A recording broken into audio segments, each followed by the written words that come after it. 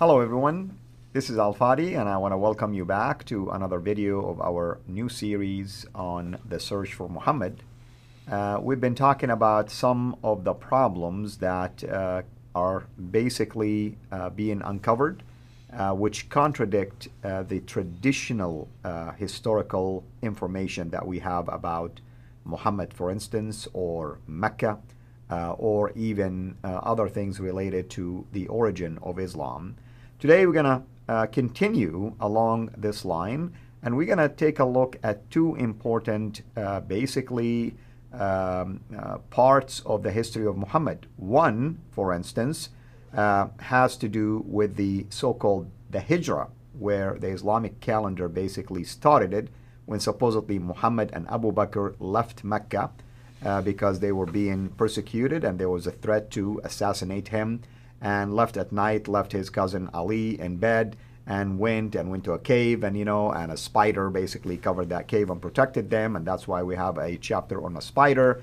But nevertheless, Muhammad ended up basically going to Medina, and that started what we call the Islamic calendar. In fact, if you want to look at the Islamic date is totally different. It's 1400 plus. Why? Because that basically commemorate the date when Muhammad migrated from Mecca to Medina. And then we're going to look about another thing that has to do with the name Mecca itself. So I'm going to let, of course, no other than Dr. J. Smith to unpack these two problems for us. Dr. J, thank you again for being here with us. Well, it's good to be here. Thank you so much. What's going on with the Hijra and also Mecca? Okay, well, here we got, and this is fascinating because when we talk about the Hijra, we're talking about the Abbasid view of the Hijra versus what really did happen in 622. By the time the Abbasids finally write this down, they have a whole different narrative than what actually did happen in 622. Now, you know what happened in 622. In 622 is when Heraclius, the Byzantine emperor, comes and destroys the Sassanians, who had been the oppressors of the Arabs, mostly all Christians, and of course, some of them are Persian, but they are mostly the Lakhmids and the Ghassanids. These are the people that were under the oppression of the Sassanids, and that's why when Heraclius destroys them, he destroys this oppression.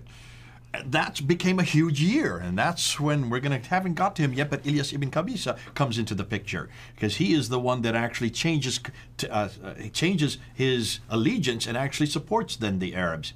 And that's when you see what's happening in the 7th century. But that's not the story we get by the 9th and 10th century, 200 to 300 years later. This story has this Muhammad that they have now created as their prophet to give that identity in the prophetic line. This is when he's moved from a city called Mecca to Medina, and of course they point to that event. In chapter 2, looking at this same idea. But let's go back and let's go to the slide and let's start bringing this up. So let's open the slide, and there you have the first reference. Now it's fascinating. You don't have any reference to the Hijra, which means movement. It means like an exodus, doesn't it? Right. That's the word itself. That's where you get the word muhajirin or muhajirun. People of the Hijra. Exactly. Un means plural, who masculine. Migrated. Yeah. They migrate. The people who are migrating, which is fascinating because the muhajirun is a reference to the 7th century.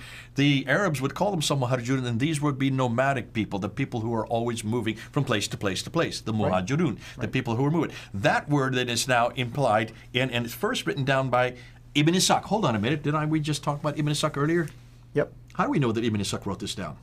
Well, I mean, we found out that Ibn Ishaq wrote it later. We have nothing about Ibn Ishaq. So actually, it's Ibn Hisham that actually writes this down. It is Ibn Hisham who then introduces this in the 833. That's the 9th century. Let's go back to the slide again. So Ibn Hisham has to rewrite what he says was written by Ibn Ishaq. Obviously, this is now the narrative that the Abbasids want you to believe. During the Abbasid era. Remember, I said over and over again in these episodes, we're going to come to the Abbasid era because the Abbasids really have a narrative that is different than that which precedes. And this happens, listen, this is nothing new. This happens all the time. You have two different groups of people that are at war with each other. They hate each other. Finally, one has ascendancy over the other, and that person then, the ones who have ascendancy then they usually create their own capital. Well, isn't it interesting? The Abbasids they don't want to live in Damascus. They're from the Persian background. They want to live in what used to be Ctesiphon, then becomes Baghdad. and they introduce Baghdad as their capital. Now, this is given its name in the 9th century. Nonetheless, they now bring their capital down to Iraq. Not Syria, it's now Iraq. But they absolutely hate everything that has happened because for 100 years they've been under the oppression of these Umayyads living up there in Damascus. So what did they do? Well, they eradicate, they destroy all the stories that aggrandize the Umayyads, and they introduce their own story. That's why Ibn Ishaq then starts to introduce their own prophet. And he's the one to first write that down, but we don't have Ibn Ishaq, we only have Ibn Hisham. Ibn Hisham finally writes the credentialized story, the narrative that has become the official narrative. Later on, another 40 years, then you get the traditions concerning the sayings of the prophet. 600,000 of these sayings are whittled down to 7,397. 98% are thrown out, only 2 are returned by al-Bukhari. What happened to those 98%? I would love to be able to read them because I think an awful lot of those 98% include all these original stories from the Umayyad period, which is really probably what say an awful lot about Ilyas ibn Qabisa. We're going to get to that when we get to Ibn Qabisa because al-Bukhari does mention him, though it's a deformation of his name. Let's get back now to the Hijra. Let's go back to the slide again. They're hated by the Abbasids. They eradicate the history of the Umayyads, and they include their own history, their own references to these battles. That's the battles you see al-Waqidi is introducing. Now, what's fascinating, they introduce a lot of their new stories surrounding their Prophet Muhammad, including this story of 622. Because they need this to give him a handle for himself in the 7th century. But instead of referring to the defeat of the Persians by the Byzantines, they don't want that part in there. What do? They create a new narrative around Muhammad of having him move from one city to the other instead. That fits now, suddenly, this character moving out. Murad was really good. Murad, the guy from Middle East, he speaks and he reads Arabic and Aramaic, and he's going back and he's saying, take a look, and you will see that when you look at all these traditions that are in the Quran, if you look at these traditions, have you noticed that they all take they take an awful lot of the same stories, the biblical prophets, and they apply it to Muhammad. So a lot of things that happened to him. There's an interesting one you're going to allude to right now, and I'll elaborate further when you mention it.